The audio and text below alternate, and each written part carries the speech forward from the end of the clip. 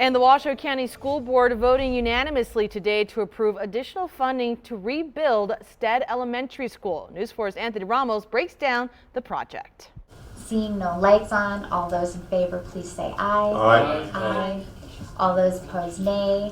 Motion carries 7-0. Thank you so much. Washoe County School Board of Trustees voting unanimously to award an additional $8.16 million for the rebuild of Stead Elementary School during a school board meeting Tuesday. The replacement school will be built on the nearby Silver Dollar Lane property.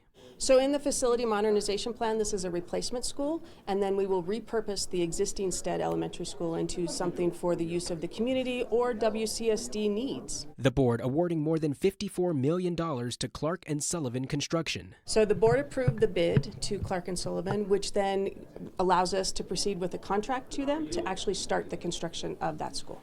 The new school will be more than 88,000 square feet, a two-story building with 30 classrooms and a 738 student capacity limit, an upgrade from the original prototype design for elementary schools in the area. And so it will also allow a little bit of an expansion. They have some special programs out there that they need those classrooms for, and then it would be in a neighborhood that they could walk to instead of across Stead Boulevard. We are investing in every corner of Washoe County, and our neighbors in the North Valleys deserve a high-quality, modern learning environment that represents the value that their children bring to our community. In Reno, I'm Anthony Ramos reporting.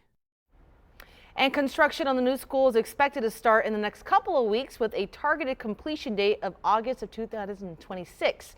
Well, Zimmerman adds that the old Stead Elementary School building is expected to be repurposed into a space that will be beneficial to the community.